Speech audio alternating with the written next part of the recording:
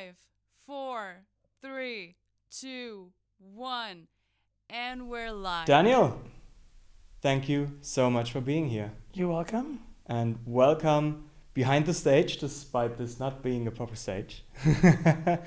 But that's what this podcast is all about. I told you about it a little bit beforehand. And I'm very happy that you're here on the show because I think you're a very interesting person and you have a lot of experience in a lot of areas that I don't know much about and I want to learn about. And I think a lot of people would be very happy to learn a little bit more about. So, Introduce yourself. My name is Daniel. I work here at Catalyst as a film production tutor. I have a profession that is mainly called videography. It is something like a rather new profession, which could be described as a job that is like a one-man film production company.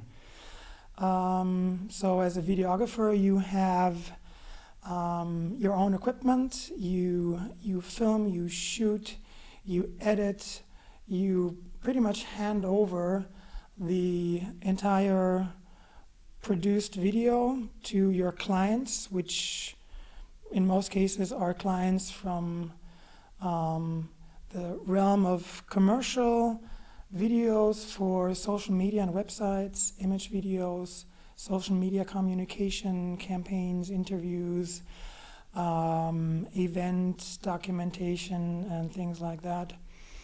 And it is a job where you pretty much cover all different skills around film production or video production. As I already mentioned, you shoot, you edit, maybe you even produce a little bit of music. It's the entire asset range of productions around videos which make this unique product so beautiful as it is, meaning you have all the assets of music, imagery, voice, acting, and so on, all condensed into one product. And this is what I like a lot about it. So with that description, you kind of get an idea that music is also a subject for me. I always have seen myself as a hobby musician who is interested in several instruments. I started with singing on stage. Ooh, cool. My original idea of becoming a professional in something in school was actually becoming an actor. Okay, wow. That's so something all different. Somehow this was the origin of everything. From acting, I somehow slipped into filmmaking. From filmmaking, it kind of emerged to videography in order to make a living out of it. So acting on stage always had been there. I played a lot of theater until my mid-20s. Okay, interesting. I would say on a semi-professional level. So I started in school, and in school I just went into every theater group that existed, English, German, everything. And in theater I started singing as well, and from singing I started doing music. I started singing in a band, so when I was in a band I started playing guitar. What kind of band was it? My first band was like a blues rock band. Cool. That's pretty cool. In the 90s. And so yeah, music got a big thing, and meanwhile I love playing percussion instruments, mainly a handpan, a little bit of didgeridoo. So I always like to explore music as well, use the music in some of the video production processes I was involved, especially when there was enough budget there. And it's always the issue. Yeah, but that also led to the situations that I finished an exam as a music therapist last year. Congratulations. I had a body therapy to it as well, so it's from just from speaking and as I reflect myself, how long this answer actually is, I just realize myself, or it's just another realization that it always has been about following a pretty wide range of interests in creating and performing arts. But what developed mainly on a professional side, meaning where I make my money with, that's videography. So I worked a lot with videographers as well. And I was actually, when I initially started caïlo, my own brand, and started working on these projects, I was just like, the only thing I knew was like commercial film production. So we always had like a DOP, second AC, first AC, and so on and so on. So I had like people who were just there for this one thing. And then I started working with videographers, and I was so surprised because they knew about music, they knew about sounds, they knew about sound effects, editing, everything. And I always thought like, okay, I need someone for the camera, I need someone for the editing, and videographer's just like a jack of all trades. And that was so interesting to me. And I like this job a lot because in my opinion, I'm not a videographer, but in my opinion, this just like covers basically everything. So you can get all the benefits of working on set and filming, but also have the creative way to express yourself during editing and the sound design and everything, which is so interesting to me. And I can imagine that, especially as you have like this background, which is like acting, music, singing, then videography, or filmmaking, then videography, this also like plays into that you basically don't have to reduce yourself to one job. Is that correct? Yeah. Okay. So that's pretty much it. I really love switching tasks, and I even follow that on a micro level, because usually when I work, let's say I have to edit something that sometimes can take several days, in larger projects maybe even weeks. So as I edit, I have this routine of, every 30 minutes playing the guitar or the handpan for 5 minutes. That's cool. Just for my brain, just really works. If I change my concentration for a short while on something else, it's like a new energy to continue editing.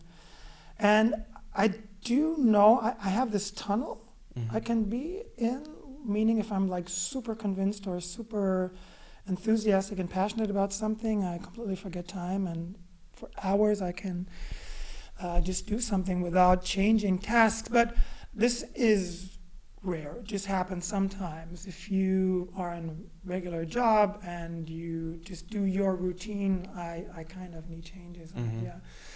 But it's really it's what I really like, and I'm constantly interested in new subjects and tasks. And this is also a side effect of being a videographer. The downside would be you're not really that much a storyteller as a filmmaker is. But if you have a story you want to tell, as a filmmaker, there's a lot of organization around it, organizing the money, finding the locations, and, it's not only about telling the story. It's a lot other organizational stuff coming in. Especially if you need the money and there's a studio behind it, they want to tell their story that makes a lot of money. For instance, yeah.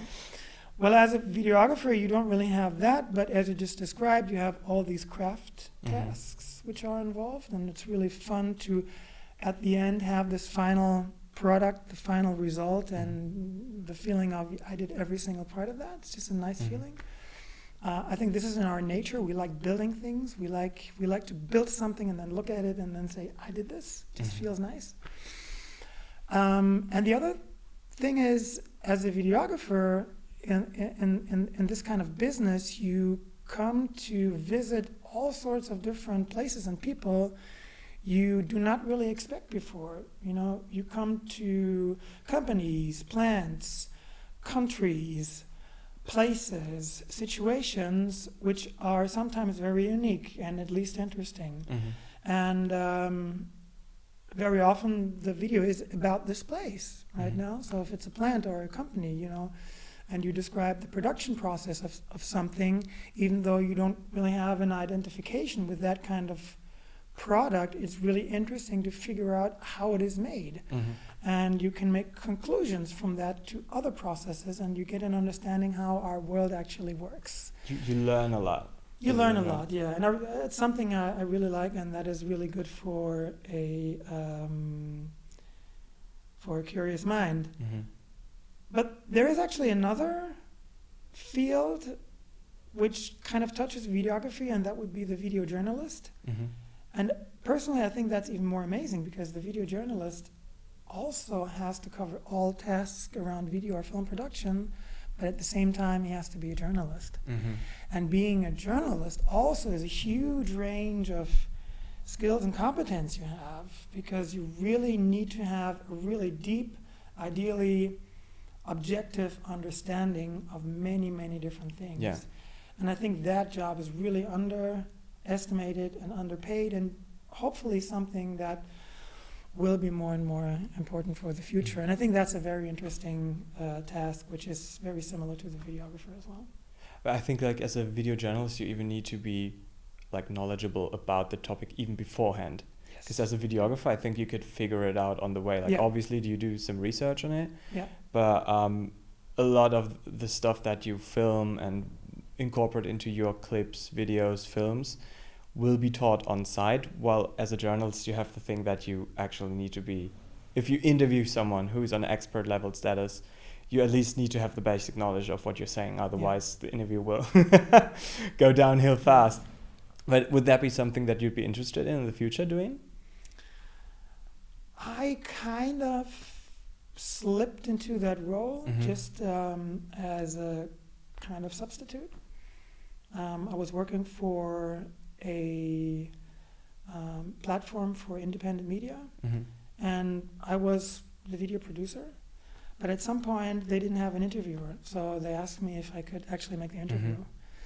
And I need to do what you just described. I need to get into the subject and do some research, because I wanted to ask smart questions, and not only read questions, but when I got the answer, that I would be able to add some questions which are related to the answer, so I spontaneously could ask questions. And it worked quite nicely. I was nervous, but it worked quite nicely. And it was an interesting experience, but not for long terms. Okay. Yeah. Why not for long term? Was it just like, I can imagine it to be stressful, some kind of, because you need like the level of experience and knowledge you need. Yeah. It's an interesting question, because let's say if we take a podcast, which is political orientated or science orientated, which has a large range, something like that, that's very successful, like Joe Rogan, for instance. It is something similar. But Joe Rogan is not really the producer behind the scenes. He's like the protagonist, he's like sitting there, and he has this attitude like being really relaxed and just going by what he genuinely is interested in. So there's nobody, it's I guess there's like nobody telling him what he's supposed to do. He just decides for himself, And that could be interesting for a certain while, but then at the end of the day, it's always the same in terms of you're always in the same place, studio, you have people coming in, and you have your questions. So I think for a while, I would be fascinated doing something like that, but after a while, I think it would kind of drag me outside, explore the world again. I like to be outside on the road also. Yeah, I get that. Yeah. I was, when was that? 2018, I think? No, 2019. I was working at Pro7, so a TV channel. And I was actually so surprised to just realize how all these stories are happening in these news shows. If it it doesn't matter if it was like sports, if it was music, if it was like something like Tough, where it's just about like lifestyle and fashion and everything. But I always thought like there's like this the host, and he's going somewhere and interviewing someone, and he gets the questions. But that the host is actually also doing the research, is actually like a journalist, and that they're actually doing so much work around this one maybe like 1 or 2 minute clip. That was so surprising to me, like how much effort and energy goes into that. But that kind of made me value the work that they do way more than beforehand. But yeah, that was just crazy for me. Yeah, the one thing I like about these kind of shows, which is a little bit like Posi, more tough right now, but when we talk about something like Joe Rogan or Stephen Bunter, Diary of a CEO or something like that, Yeah. who also started very small, with a podcast like here, and similar to here, it is about finding a person who has something interesting to say, or has an interesting story, or has an interesting opinion or product or whatever, and then just to ask the right questions about it. So the concept is basically very simple, but it is very popular, and this is nice to see that this works, especially in this world where we sometimes have the feeling we always have to come up with something new and exciting and something that has never been there before. It's kind of relaxing and is a nice, in a way, a present for humanity, even, to figure out having a conversation with somebody is still something that works as a format and has, if it's done well, many, many followers. Yeah, I agree. It's for me, it's this feeling that like a slowed down format, like a podcast, because like it's just the two of us, we're sitting here, we take our time, we just talk, we can go in this direction, A slowed down format like a podcast is like so interesting to people. When you look at like movies where everything goes faster and faster and faster, at least like during the last few years, everything needs to be faster, more shiny and blinking and whatever, and social media content gets faster and faster and fast cut. Something slowed down but still very heavy on storytelling is still like such a strong platform, actually. And it's very dearing to me because I do social media content as well with my brand, and I struggle a lot with it because I'm not this guy for like the super snappy hook and then we go into straight content and everything's cut on the word.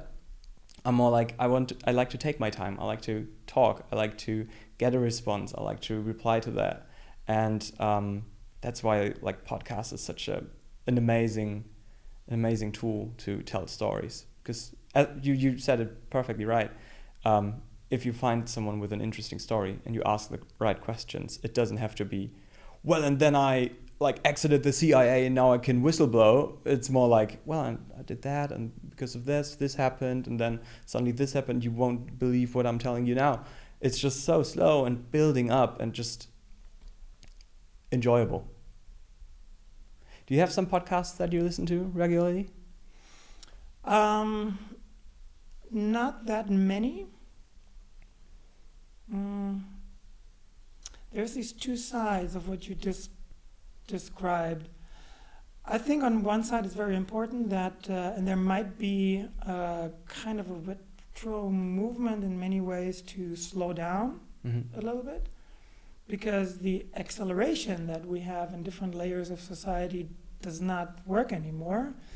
I think we've come to a point where we reached pretty much the highest point of acceleration. Maybe, or probably, this is just subjective and might also be related to my generation and my age, but it feels like it in a way, and it feels like a longing for slowing down.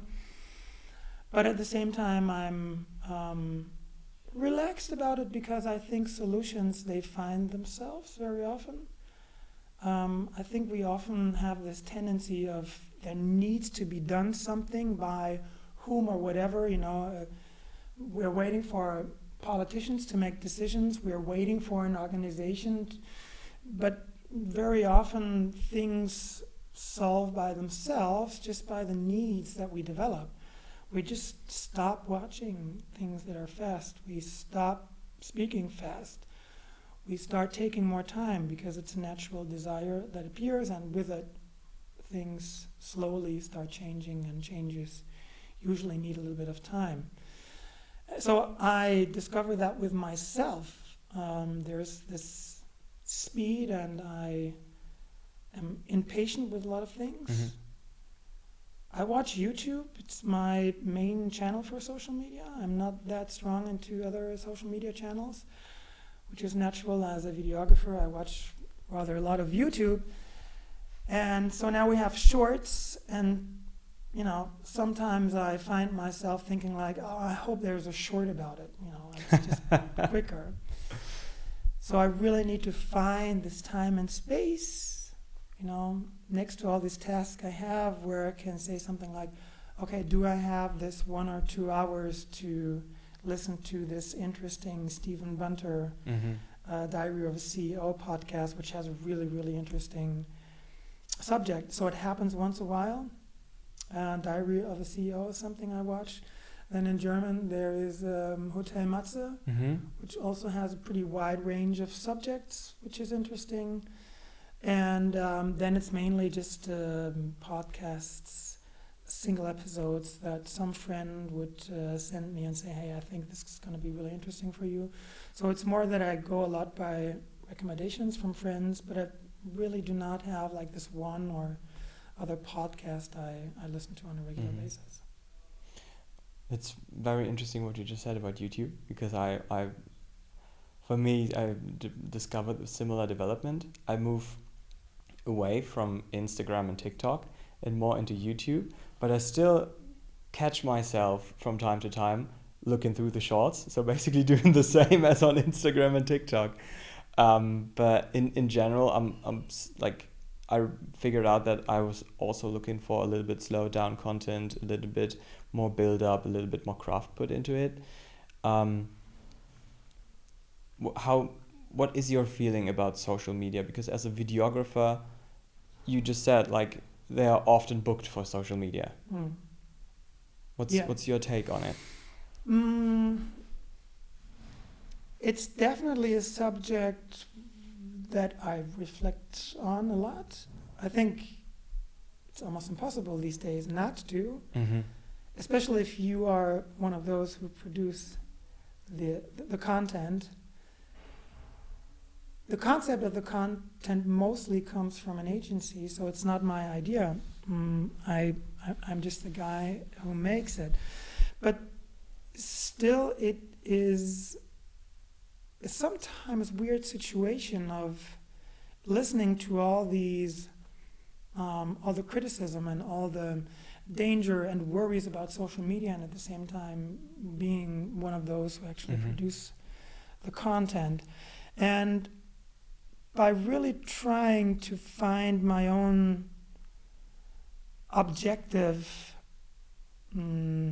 way of judgment about it, which is very difficult sometimes, I always tend to find that space in the middle, because as much as it makes sense to criticize social media consumption, at the same time, I think there is also a danger to slip into this judgment of ourselves, where whenever we take our phones and look at any kind of video or Facebook stream or any other stream, we get a bad conscience right away, no matter what we watch.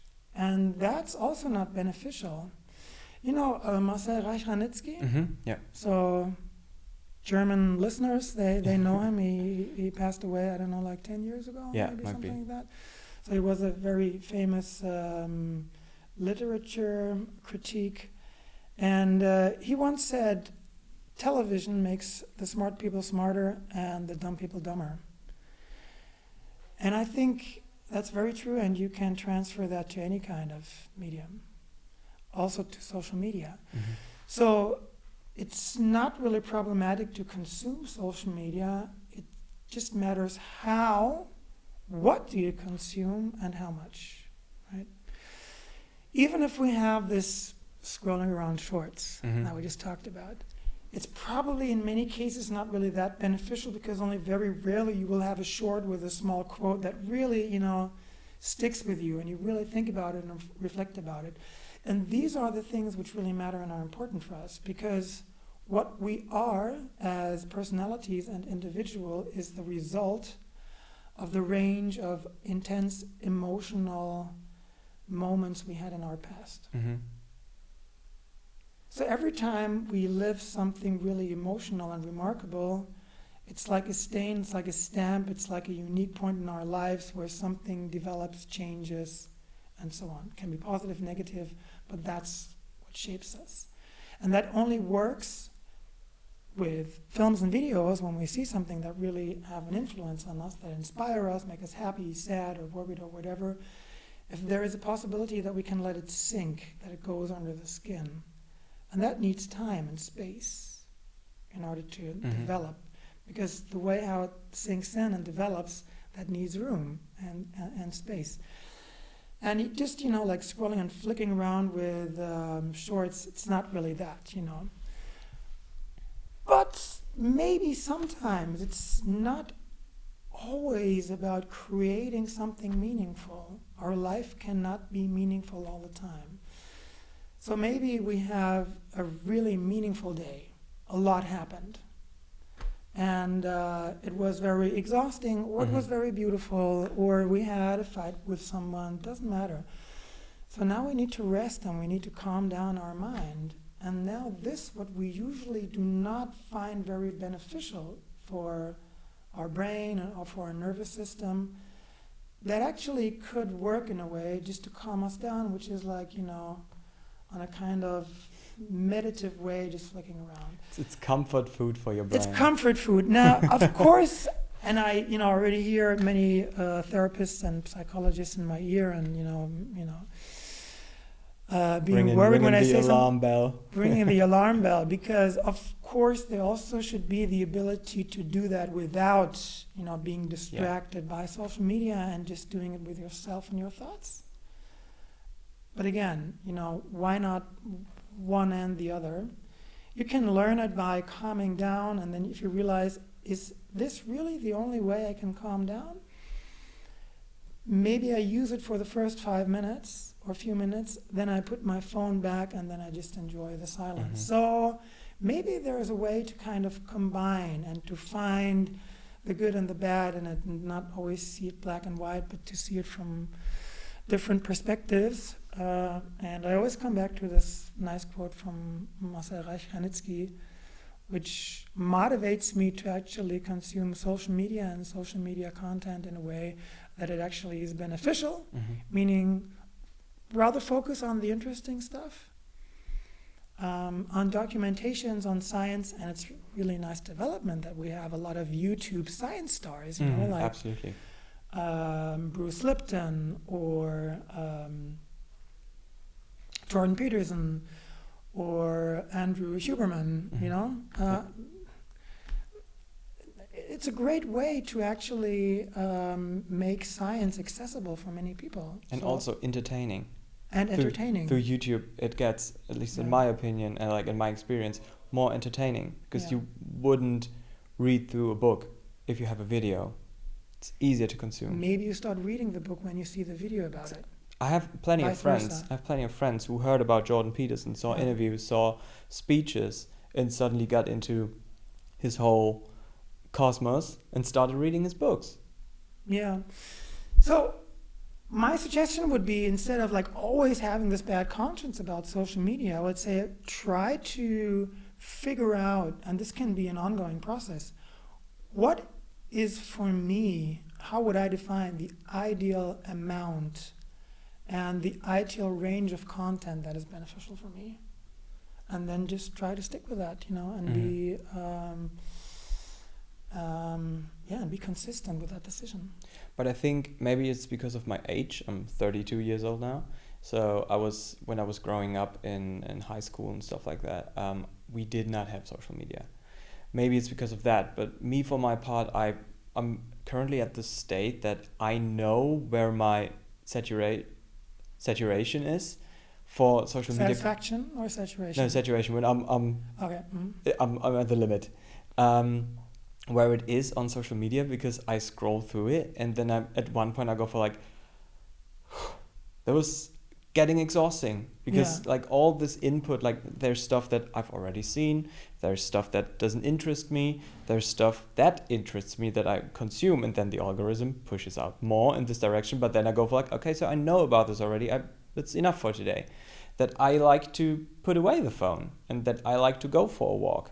And this is something, maybe this is a generational thing, because if the new generation, the upcoming generation, is born with social media, do they have something like that? Because it's like so ingrained in their uprising, that interests me a lot, the thought, because as mentioned, when social media came out, I was scrolling through it. Then during COVID, TikTok got us hype as well, like massive hype. I was scrolling through it.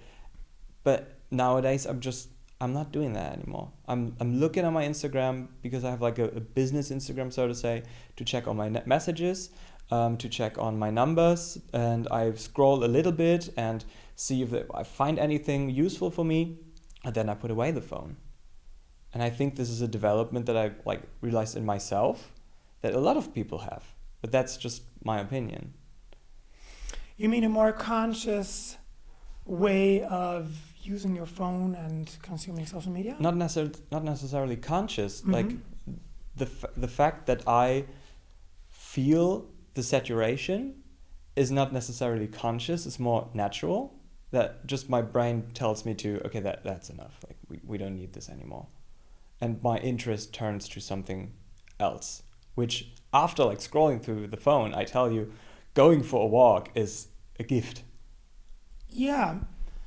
Maybe the older we get a better feeling for what is necessary for our body. Mm-hmm. If I look back, I remember when I was in until my early 20s maybe, I didn't really have a strong feeling for, okay, what is necessary for my body and my mind. And body-mind connection is a huge subject right now, because obviously they slip apart in modern times. So maybe this is a kind of opportunity we have right now that also can be, and this is a very positive way to see it, can be triggered through the way how we monitor our own social media consumption. Because the moment we realize what we actually really need for our body, which is movement, which is light, which is social connection, which is development. Sleep. A lot of people lay in bed and scroll for 3 hours. Sleep, nutrition. So it's this combination of many things. And here it's interesting because this is the kind of information that comes from people like Andrew Huberman, for instance, who we see on social media, right? So we have this double kind of thing. So we watch social media, which is a process which is dangerous for our body, but we get information which is beneficial for our body. But my hope, and this is something what I try to apply for myself more and more, especially after finishing music therapy and body therapy, of course, it would be crazy if I wouldn't do that, is really monitoring more and creating more awareness of what is this actually? What is it? As I sit here, do I sometimes actually feel a necessity for my bones and muscles to move slightly, and stop thinking about, what makes sense or what looks better or not, but just what feels right. And I can do that anytime in my everyday life. What feels necessary right now? Just look into yourself, look into your body. And if you do that related to social media, you might come to similar situations as you just described. And I think this is becoming a really strong necessity to have awareness of your own self. Not only of my body, how I feel, and what is necessary, and what I probably should do. Also having this as an ongoing process, because you might figure out the one thing I thought is necessary is probably something else now, after I thought about it, and so on. So you learn, you get better at it. Everything you practice, you get better at. We forget that. Even consumption. Even consumption. You know, we very often say, oh, I'm not good at that. Yeah, you might not be good at that right now, but everything we practice, we can get better at. Everything. We keep forgetting that. And this is really great about being a human, that you can get better at pretty much everything. And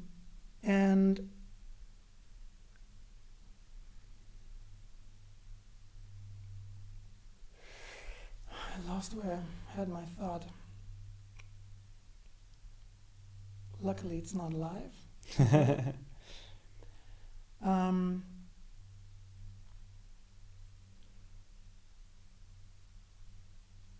So maybe coming back to the original thought, maybe the dangers of social media force us to reflect more on our needs, on what is necessary for a happy, fulfilling life, and what kind of a social media consumption actually is beneficial for us and not. And you ever heard about this number and percentage? How much subconscious our actions actually are from all the actions we do? No, I haven't. It's supposed to be 95%. 95% is subconscious. So 95% of everything you do is not really with awareness. It's just automated. And this whole awareness movement is basically from bringing more from the autopilot into the awareness realm. And it is beneficial, for instance, something like we're talking about right now, if I'm more aware of how I do social media consumption, it's probably going to be better. You can transfer that to any other aspect of your life. If you do it with more awareness and less in autopilot, you probably end up doing it in a better and more beneficial way. This is so interesting to me because now I have to out myself. Yes, I am more conscious about how I consume social media because I realize, okay, this is not good. This is enough for me. It's not that I realize it's not good, but my brain tells me it's enough for me. But I have this muscle memory of just opening Instagram. I go to my phone, check just for what time it is, open Instagram. I don't look at anything, but it's open. And my girlfriend always realizes that, and she's like, "Are you checking? Are you going through Reels while we are talking?" I was like, "No, I am not. I didn't do this on purpose." Yeah. On the other hand, I have this natural reaction that this is enough, but still, the muscle memory is still there. Yes. Old habits die hard, and it's really frustrating. I have similar experiences. One is, for instance, whenever there is waiting time for anything, you arrive at the bus station, so now you wait a few minutes until the bus comes. The first move you do is you grab for your phone. So every slightest realm of space you would have just to calm down and let your mind do whatever it wants to do is filled with something on the phone. Yeah. And that is really frustrating. So I'm in the process of trying to change that. Ooh. And it works more and more.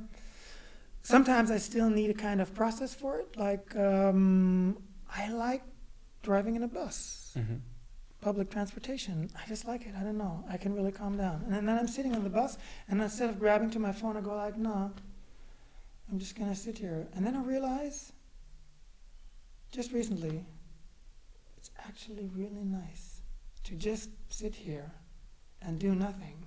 I mean, we never do nothing, but just sit here and let my thoughts do whatever they want to do. It's kind of meditative to just sit in a bus, Yeah, I get it. So I'm really looking forward to driving a bus even sometimes.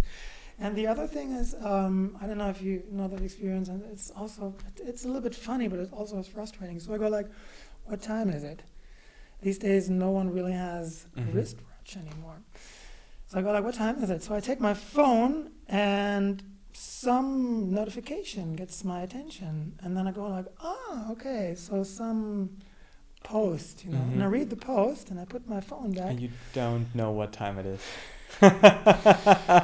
So these little notifications, they constantly get our Yeah. attention. I could turn the notifications off, but then I'm like, FOMO, Yeah. FOMO comes and I'm like, yeah, but these notifications, I specifically set them for certain kind of channels, and I'm in the process. I don't know where this goes yet. I have this idea, it's a little bit like a romantic idea, that at some point in my life, I'm old and all this is not happening anymore. And I'm just, reading, playing music, listening to music, cooking, and once in a while, family and friends come over. And that's it. And that's all I want, all I need. And maybe from now to then, it's just like this slow transition to there. Sometimes I have this kind of fantasy. I mean, maybe it's not a fantasy. Maybe it's going in this direction again. So I don't know who it was. Some major Hollywood actor was just.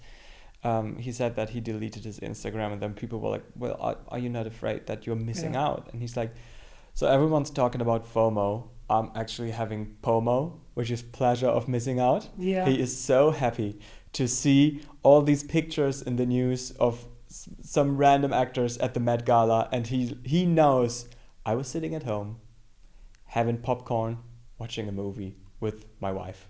And he's like, this is the most pleasurable thing that he can imagine. Just knowing everyone went out, stressing about their outfits, and he knows he has a good time. And this is something that I was like, I liked it a lot. Yeah, the funny thing is, I don't know, but I think I also would not miss social media if I wouldn't have it for, let's say, weeks. But the remarkable thing is, I cannot tell because I never did. You never had social media? I do not remember that in my entire life since social media evolved, that I had a period for several weeks where I did not have any social media. Where you did not have. I do not remember. So I can't even say, which is pretty remarkable and a little bit sad when I think about it. So, I don't know, maybe as a result from this conversation, maybe I do it. Maybe you do it. Maybe I do it, yeah. I mean, that's actually something I wanted to talk to you as well about. So cool that we naturally got there. It is something very pleasurable to just know that you spend your time how you actually want, like how it's good for you without the urge of wasting time. But on the other hand, like this, that really depends on who you are, what you do, and so on and so on. This missing out thing is something that you have to earn, because nowadays, like, having social media is such a opportunity as well to get what you're working for. When we started here at Catalyst, we were asked, so everyone who thinks social media as an artist is something positive goes to the front. Everyone who thinks it's something bad goes to the back of the room. I was standing in the front with maybe 4 others. So there were like 250 people in the back. But you as a videographer probably know about it. Like, there are a lot of artists who need social media to get the opportunity, like if we talk about music especially, to get the opportunity to show their music without getting booked for gigs, because you don't have a band, for example. If you're just a singer, you can sing on social media. You can record yourself singing and push it out, and people have the chance to see it. So for me, this is just a big opportunity, and with that, something positive. And if you don't, like, if you have an established career, then you have the chance to just say, I want to leave my phone off for the next 2 weeks. Or not the phone off, but I want to get off social media for 2 months now. So delete all the apps. And you can still work because you still have your established network. People have your number. They know how to reach you. They know what you do. They know what you can do. But if you're an upcoming artist, for example, and you're a singer and you don't have a band, but you're really talented at singing, and you say, like, I don't do social media, you have a way harder time of getting seen and getting recognized. There are also other things about which are not really talked about, and it might be a niche in a way, but for me as a musician, as a hobby musician, as a non-professional musician, social media is super beneficial, because if I hear a song I would like to play on guitar, I can find, if it's a famous song, hundreds of people who show me how to play it. Mm-hmm. So you can learn a lot about music, and not only how to play a song, but this also relates to filmmaking and many other aspects as well. You can learn everything through YouTube videos. Most of our classes, editing including, you told us, like, I can show you like how to operate the system, but if you want to do like special for example, transitions, if you want to do special transitions, special effects whatsoever, also music for filmmaking, if you want to adjust the music, this and that, if you want to use RX, just look it up on YouTube, just look it up on social media. I mean, of course you have like a huge range of channels and producers, and not all of them are good, but it doesn't take too long to figure out which are better and which are not so good. And you just basically need to find one good channel with professional content, and you can just follow that. And if you do that for a while, you will follow several channels, and also forums, Facebook groups that also belong to social media. And we're not talking about videos right now where somebody explains something, but we're talking about exchange. And that also is really good. It doesn't really feel good to advocate social media so much at this time, because we kind of slip into, saying everything that's positive. I still think it's important that we also mention the problematic aspects of it. We're just not mentioning it right now because it's full of it, and we see it, and I really think these kind of discussions are really important. It's just giving a new aspect to it. And it's this theory of a pendulum, how society works, and also other things. So when something gets too bad, there is enough energy against it that it then at some point slowly gets better, and it gets better and better and better, and then something else gets worse, and that gets better again, and so on. So you have this pendulum going back and forth, and this is how we work as a society. So if we speak enough about how bad something is, it starts getting better because we put energy into it to make it better, right? So yeah, both sides are important, and for us as filmmakers, videographers, musicians, and so on, there's so many beneficial things, because at your fingertips you get into solutions, information, discussions, exchange. Before AI, when I had a question, I didn't know something for myself, I just went into one of the big Facebook groups. I have a Facebook group for every application I have. I have for every camera model I have a Facebook group, So something blinks up, I've never seen that before. So I write it in the group and I say, hey, this blinks up, does anybody know what's going on? And then there you have like 4 or 5 people giving me an answer in the next hour. Something like that, Still to this day? Still, or just discussion, where I go like, I once had a discussion which was very interesting, that a phone sometimes makes really high quality images in HDR. So sometimes, sunlight, sky looks better than with an expensive camera, because you have a super blue sky recorded in HDR, and a super expensive camera does not do that. So I record this landscape shot, once with my phone, once with my 5,000 euro Canon body, right? And then I upload them both, and I say like, hey, it's in a certain way, you could say that the phone image looks better in a way, okay, it's not graded yet, but and so we have this discussion about how smartphone videos developed and so on. So it's like an exchange, and all of this kind of information exchange is also social media. That's the social aspect of that's the actual media. social aspect, right? So I think it's always good to keep what's good and to transfer that what's not so good.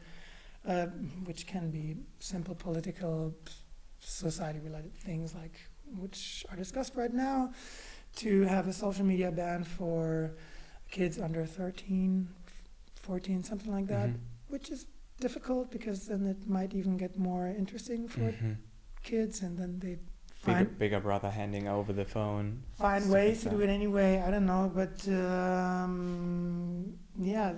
just keep the effort, in order to maybe also produce formats which are more beneficial and less addictive. What I always heard from one of the content creators here in Germany, it's a gaming content creator, Hand of Blood, Yes. Cool. Yes. He's from Personally? Berlin. Yeah, spannend. Not personally, no. Okay, I was like, oh wow, starstruck No, now. no. But I used to watch him a lot because he's so funny. But he's unique because he's nerdy in some way, but still cool at the same time, which is a unique combination. It's a unique mix, and he's very informed and experienced in how to handle media. Obviously, as a content creator, you are exposed to media every single day, more than everyone else. And he's a good performer. And exactly, but he uses his platform to advocate for example, teach media in schools, because this is something you can't get rid of social media in the next few years. And as you mentioned, you can't ban it from people. I mean, obviously you can ban it, but will it have a negative impact? Eventually, probably. And to just go through the process of establishing social media as a platform in our society, maybe it should be taught in schools on how to handle media, because that would, I strongly believe, and that's why we have all these boomer groups on Facebook that everyone's making fun of, that people who have no experience with social media because of their generation, for example, and they see a post which is obviously fake news, younger people will know this is fake news. Older people will, this is news on social media, on Facebook, this is real. And that younger people are more sensitive to the topic, and they are more experienced to the topic. And if you teach them proper handling and research and cross-research on different topics, that you could prevent a lot of damage that social media does in the uprising of younger kids.